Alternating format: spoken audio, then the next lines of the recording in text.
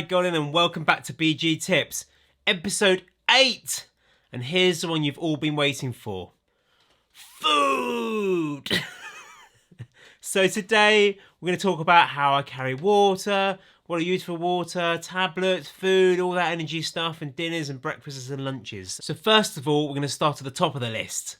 Water bladder. And what is a water bladder? So a water bladder is one of these weird looking things. Call them reservoirs or things like that. They're normally used in your backpack. So these slip in the back of your backpack. You then have a nice little hose. You can then drink as you ride along. So it's a great place to put it in a backpack. A lot of people use that. So they take a lot of weight off of the bike and it's on them. And yeah, it's not too bad at all. But my favourite place for one of these is in the frame bag. So here's one I prepared earlier. So on my frame bag, it slots inside quite nicely with lots of stuff inside it as well.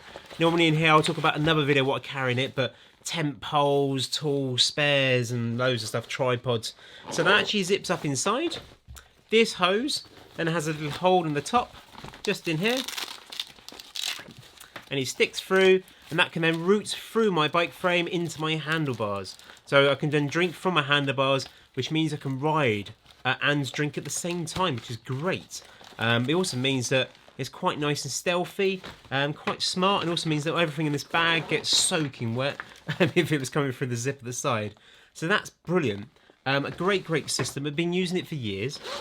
Quick thing about bladders though. So I first of all started on a 1 litre one because I didn't know if it would fit. And then I got a 2 litre one. This is a 2 litre one. And what I found is when I filled it up, it became really bulbous and quite fat. The great thing about carrying the biggest one you can, so this is a 3 litre bladder, I can half fill it. So I often only carry 1.5 litres of water to 2, which actually means it's less thick, it's more floppy, and I can wiggle it in. And when you drink it, it kind of folds up a little bit more. So that's kind of why I go for the biggest bladder I can. So that's a 3 litre water bladder, which I put in my frame bag. That is also a lot of weight. Every litre of water is a kilogram, so you're actually carrying 3 kilos in the frame bag, which is in the middle of the bike, and it actually rides really well. And it gets that weight off your back once again. So if you ever were to use a backpack, try and put all your down sleeping bag, your down jacket, all in there, because it's super light but quite big in volume, and put all the weight on the bike, and you'll notice your back's going to survive so much better. Very quickly, the reason why I like these camelbacks in particular, I know other brands are now doing it, but magic. It means you can separate the bladder from the hose. So when I got this rigged into my bike, I can then just pull this out the frame bag, unclick it, and then go and fill it up at the tap, come back, click it in, and off we go. Quick top tip with a bladder though, I just fill it up, you've got air in there, turn it upside down, then suck all the air out of it, so it becomes a lot thinner, you're not carrying around air, and then that means it's going to be a lot thinner and more malleable to get it in your bag again. So that is a water bladder. People do use water bottles, but I do find water bottles are about 500ml to 700ml. You've got to carry 2 of them, and you've wasted all of that precious space inside that frame. Sometimes these do act as a bit of a wind sail, but I do find frame bags are really useful. My tent poles go in there, as I say. Tools and spares, I get other meals, I can get 2 or 3 meals in there. So if I'm going for a couple of days trip, I can get a lot of stuff in the frame bag, which minimises my rear bag and my front bag. So it is really cool. So yeah, moving on is water bottles. So these water bottles I've been using ever since I bought that first Soya filter you saw in my last video. And I found bigger ones. And you think, this is a 2 litre water bottle and it takes up that much space. I take 2 of these on a trip with me. What's genius about them, when you fill them up, they become huge. So that's the size of them.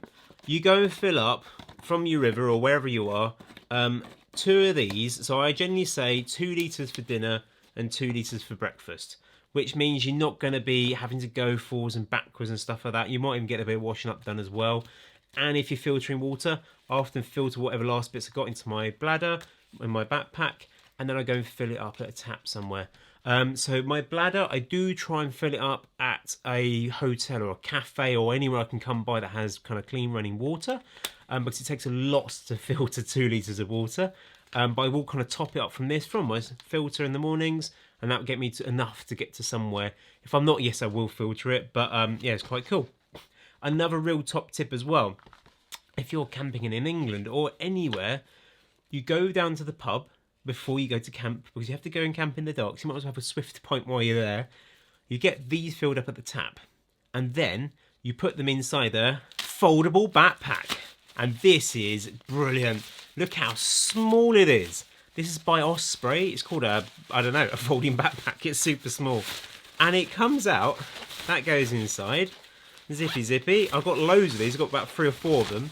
And they're brilliant. Look at the size of that. So, you can stick your 2 litres in there. You then got another 4 litres.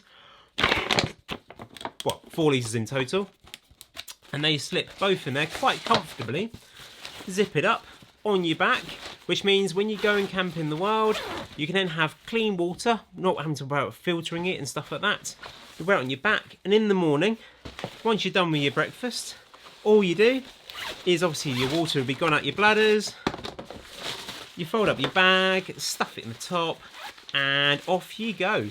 So you can ride without a bag all day long, and then literally just in the evenings, just enough to get to somewhere wild from the pub. You can kind of camp up. I also use this for little day trips. They're great for that, or if you're going on a ferry or a plane or a boat, you just stuff everything in this bag. A great one for plane journeys. I know we're going to talk about transport later on. I'm struggling to put it in here. But yeah, if you don't want to take an extra backpack with you because you need to get on the plane and carry a book and stuff like that, stick it in one of these, and then you literally, when you get there, fold it up, stuff it in your bike, and that's ready to go. Also, if you've chosen a rather big lunch from the supermarket, you can whiz down somewhere more pleasant to eat it rather than sitting on the street, and off you go. So a couple of these don't go amiss, and they're super lightweight but so practical, and these are as well. So that's kind of water, and the water carrying I take. So yeah, 2 litres for breakfast, 2 litres for dinner. I don't need that much, but why not? So first of all, we're going to try and divide all food into 3 basic categories. Yes, there's sports scientists watching this, and people know far more about it than me, but doing this makes it very, very easy and bite-sized into the introduction of food and how important it is, and how to work out how much to eat, when to eat, and stuff like that. First thing has to be said, as soon as you're too thirsty, it's too late. You can't rehydrate well enough. As soon as you're hungry, it's too late. See, the idea is, especially with cycling, is to drink constantly, little and very, very often. And the same with food. Eat little and very, very often. The idea is there's this curve of energy. And this curve, you want to try and maintain it as long as you can before it starts to kill off. And if you start introducing various things, if you have a sugar, it's going to have a little peak, or caffeine, and it's going to have a really big plummet afterwards, and it's going to come down a lot faster. So you need to try and bring it back up again, which as soon as it dips down, it's very hard to try and recover. So the idea is you keep this curve as smooth as possible. So what are the 3 categories we're going to break all food down into? First of all, the first category we're going to talk about is energy. And I'm going to what bars are carrying, stuff like that in a second. But first of all, it's 60 grams of carbs per hour. And to do that, that is basically, if you look on the back of a packet, this gel here is this is 22 grams. So that's 3 gels per hour. And a big bar is going to take you to, this one's not very big. This is also 33. So that would be 2 bars an hour. If you something like a Cliff Bar, you're pretty much 1 Cliff Bar an hour. If you sat and had 12 gels in a row, your bottom's going to do horrible things to you. And especially if you're wild camping, it's not very good. But a bar will be more substantial. So if you are using gels, try and use one and then the other. So it might be 1 bar and 1 gel per hour, or you might just save a gel, because gels are still just carbohydrates. There's no energy kicking them, unless you buy caffeine one. But these are carbohydrates, and that's just an easy way of your body to absorb it, because a liquid is easier to absorb into your body. These take digesting. So it's always good to have a gel now and again, and that will kind of get you replenished. I don't take these Bikepacking in particular because they often go splat. They go everywhere and cover all my bags. So the idea is, in bars, you really have to eat very, very often. And that means you kind of nibble away 1 per hour, 1, 2 per hour, and that'll keep you fueled as you're going along. The next category, where I don't have a pure protein bar here, but this one actually has protein in. So always look at the back of the packet to see what is in it to work out what category it goes into. So protein goes into the category of recovery.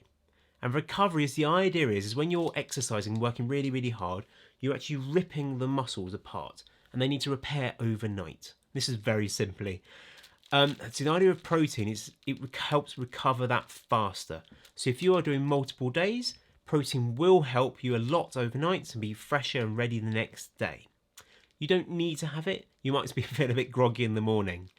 But protein has a particular category and time you have to have it within.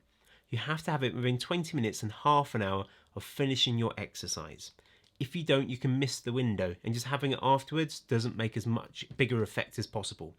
So why can't I go home and when I'm camping and have a huge steak? Number one, you can't cook it in time. Number two, you can't eat it fast enough. But the main category is you can't digest it fast enough. So that's why lots of the protein stuff comes in a liquid form. So in terms of a shake, having milk is great, a milkshake. There's loads of things out there which do the better job than sometimes those protein shakes. But yeah, if you're doing hardcore big mileage, sometimes looking into protein might help you to go for further and for longer. And the last category we're going to talk about is hydration. So when you ride, and I do it a lot, you sweat. And when you sweat out, in that water is salt. If you get rid of all the salt from your body can then start to cramp. And I've seen friends go down just like a log really, really hard and then cramp. They're squealing around on the floor. So that's where these salts tablets come in. So the idea is you're replenishing your salts and also the minerals you sweat out your body as well. So do have a look what's inside these. These have vitamins inside them, so they're really, really good. They also make water taste slightly better for me, so it's more encouraging to try and drink it. I'm more of a berry man. You might be more of a lemony man. So yeah, there's various flavours. My favourites over a long period of time were the Noom. They become quite hard to find. So then they move on to the SIS, which are, I think, really, really tasty. But not quite as tasty as the Nooms, though. And I do find a High Five one, hundreds of people, millions of people use this, but I find it rather salty tasting. But inside all of these, there is no carbohydrates, there's no energy, they're purely hydration. And the electrolytes basically help your body absorb water quicker. So adding to your water will really, really help. So first of all, I keep everything separate. So in my water bladder, I will always ride with hydration in, which is then your electrolytes, your minerals, and your salt replenishment. Then you've got your bars, that's your energy, that's 60 grams of carbohydrates per hour, or just constantly eat all day long. And I don't often do it, but if I am by a cafe in the evening, I'll then have a milkshake or a jug of milk, and that will then help me recover a bit faster for the next day. So that is, hopefully, all food explained as simply as possible. So energy bars, wow, there's a lot of different types. And I tell you what, as soon as you find your favourite, when you're bike packing and you only take that one kind, you will hate it.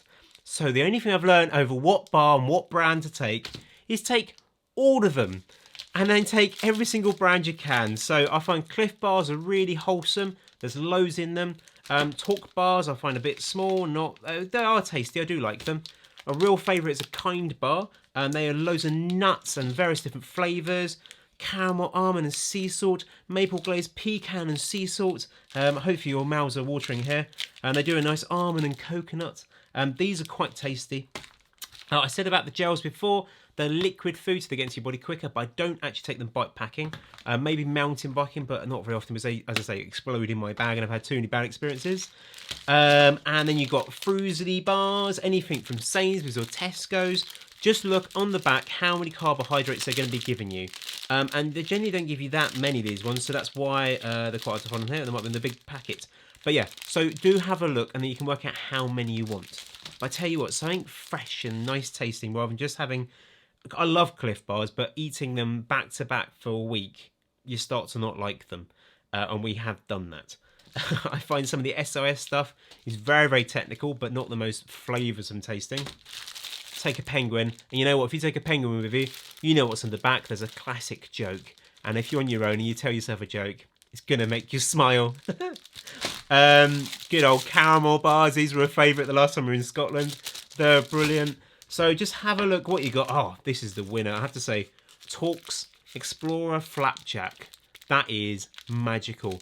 And what you will find is that one bar you particularly find has the best flavour. You might save, and every time you're feeling a bit low, you can dive in deep, grab one of these out, and you can have a happiness level of 10. So that's why I mix and match a lot of this food. I kind of get a little bag, I get them all piled out, and I go one of each into a little bag, and I'll then file that somewhere, and then one of each of another one, and put them in another bag, and then later on I can take that out, pour that into my top tube sack, and then I've got a good nibblage on the go. So as I say, 60 grams of carbs, but just look what there is. Some things give you a little bit more kick in the evenings. It depends how long a day you're doing, and you can calculate it from there. And now we're on to breakfast. So breakfast, people make their own little bags. I generally have porridge for breakfast.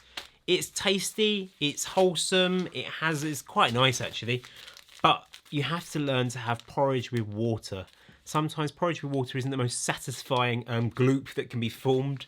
Yeah, milk is a lot better with them.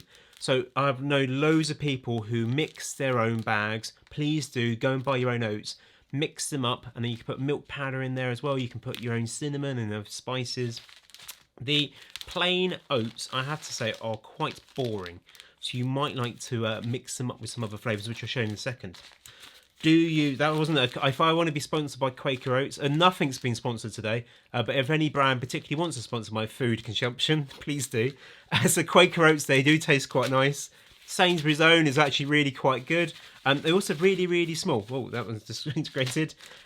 These ones we kind of discovered. These are Mooma porridge ones. They have milk powder in them. They're really quite nice. But if you look at the volume of that, everything's to do with space if you're going to carry it all with you. That is a lot smaller and thinner. So in here, you can send these bags. And that is breakfast for 3 or 4 days.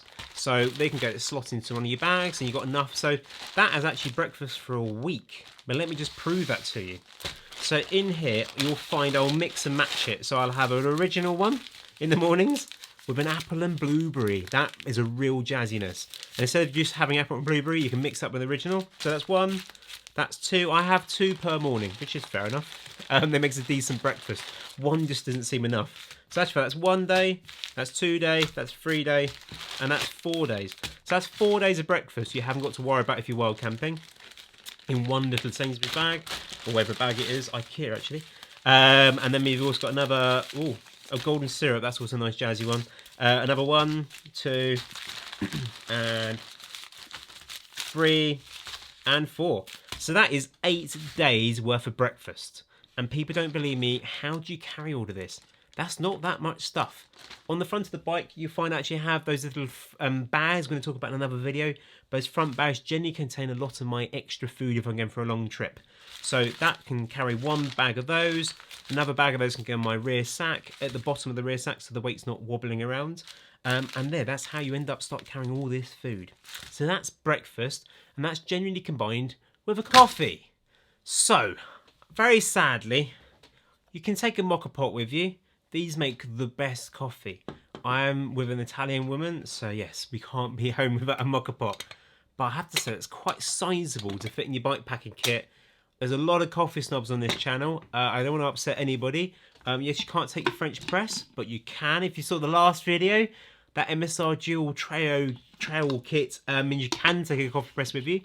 I did find, though, taking ground coffee, especially for a week or so, ends up with quite a lot of bulk and a lot of waste. So very sadly, I don't use any of these, which I would love to. But it just seems excessive in terms of what you're camping with. So I have kind of gone down to little packets. And a winner I did find, it was a real find, was actually Starbucks. I'm not selling my soul, but I have to say, they did an instant coffee that tasted like coffee. A lot of instant coffee doesn't quite taste like coffee. And I have to say, Italian dark roast actually was quite pleasant. I don't buy them anymore though. You've got Cafe Direct little sachets. Do try them all out.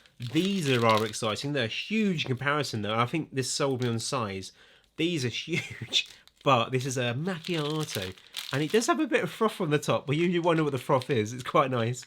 And then you've got Kenko's 2-in-1. That's basically got milk. So you do get a milky coffee from these ones. Obviously, decaffeinated is up to you. I have to find a bit of a kick in the morning. I do need a bit of a kick. And it's quite funny. By the time I've had my porridge and my coffee, then I pack up everything.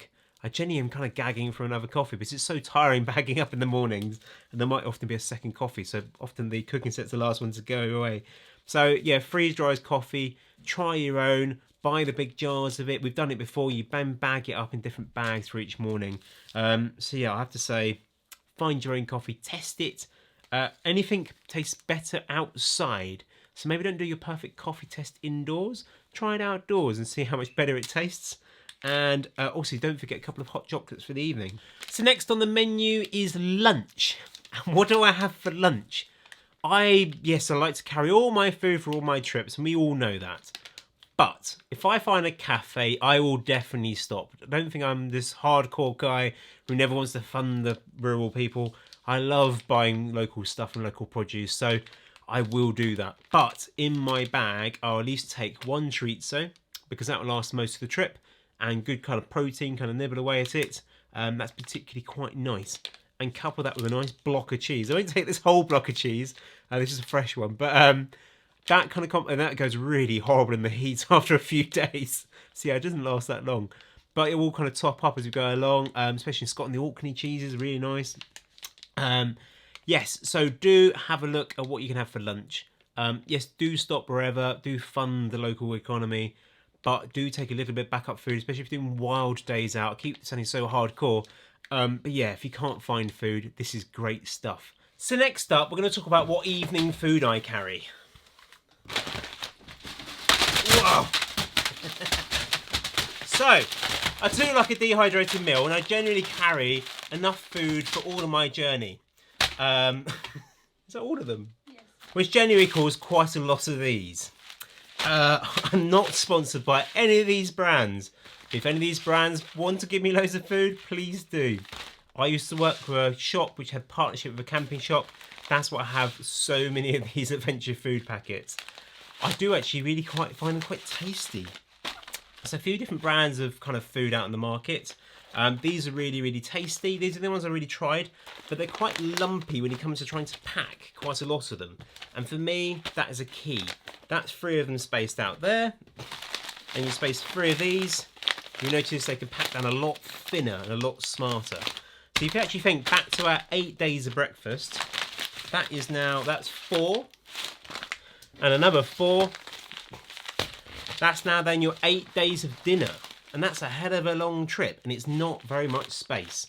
The weight, again, I worked out, these should be lighter than the baked bean 10-inch, but you just need the space to carry them. I do find if I start with them, and I eat them, then I'm going to have more space at the end of the trip. My bike get lighter and nicer and faster, and I get fitter. So I do kind of enjoy these ones here. These have slightly nicer, fancier taste. These are salmon and broccoli. We have macaroni cheese, another salmon and broccoli there. Of the adventure foods, because I've eaten a lot of them, we have pasta carbonara. That's really nice. They're normally pasta-y or potato-y or ricey. So the pasta one's pasta carbonara. Pasta al funghi is very nice. Veg hot pot. There's a minced beef hot pot. And curry fruit rice is actually a real winner. It's really nice. It doesn't taste the curry at all. But goulash is probably my favourite. And it's a real key one to keep tucked away for that kind of one night I'm after it. If you've had goulash before, this tastes nothing like goulash. None of these I recommend having at home, because they won't taste half as good as they do outside in the wild. So don't test them before you go. Just take a few on your trip and see what they taste like. See, the other type of foods you can take with you are undehydrated foods. These end up weighing a lot. This is steak and vegetables. That weighs 300 grams. This here minced beef hot pot weighs 133. So you can actually carry 2 or 3 of these with the same weight as one of these. The bonus of these, and it comes from an army base, this is actually an army ration pack. This is enough food for 8,000 calories, I think it is. They carry hydrated food because they can eat it when it's cold. They can actually just eat it straight away. They don't have to heat it. That is one real bonus of hydrated food. But when it comes to weight, you just have to add water. Cooking becomes a lot easier. Obviously, you can add your own pasta. You'll be taking couscous before. You can take your own rice. But this actually gives you quite a nice balance in terms of how much calories you're getting in there. And especially if you've been running on a big day, these give you 600 calories, which is quite decent for a meal. They are expensive though, and that's why I mentioned I kind of got a discount because I worked for our camping shop. These are £5.50 each, so that can work out quite a lot. But if you went to a pub, how much would you pay for a pub dinner? You're talking 10, 12, 15 pounds. So actually, fact, these are quite reasonable in terms of what you're getting for them. And also your setting for dinner with that sun setting. We're really building this up. Sun setting, beautiful views. You've got the sea view from your tent, and you're sitting there having your satay babby. So yeah, there is location and stuff like that, being self-supported. This is far too much to carry with me. I haven't really tried many of the hydrated ones. So yeah, try your own. They all taste very, very different, but I'm going to recommend taking at least one or two with you. Even if you are going to be eating out every night, you're going to have a couple of backups. So even if it's a survival one to have in the bottom of your bag, you're going to be winning. And the last thing on my food list is Cuppa Soup. This is brilliant stuff. Yes, if Heinz wants to sponsor me again, please do. I'm going to fully recommend yours over everyone else's. Their tomato soup, you can't beat a Heinz tomato soup in the evening. So dinner for me would be one of those dehydrated meals and a Cuppa Soup. Which is actually quite a nice combination because it hydrates you. You can have it quickly. So I do this first and then I boil my dinner. So that kind of keeps me from starving. These are not bad bachelor ones. They're tomato, not very tomatoey. Use Sainsbury's own. Do try them all out. But again, in a very small packet, you can carry 1, 2, 3, 4, 5, 6, 7, 8, 9. So there's 9 in there. That's, again, all you need to carry for 8 days if you want, or 9 days if you wanted to. So you can actually see a little bit of luxury. So the way I break it down, you've got your dinners with your kind of Cuppa Soup, porridge with coffee in the morning, and lunches to each show with your cheese. And then during the day, you can just be nibbling on cereal bars to keep yourself going. And stop off and have a nice toasty wherever you're going to be, or jacket potato. But just bearing in mind, when you do stop off, don't eat loads of food. Because if you've got to go miles in the evening, you're not going to be doing it. So that's it for today. That's my world of food. There will be videos later on to show you how I then start packing that and how you can squeeze various meals in. But we're going to another video.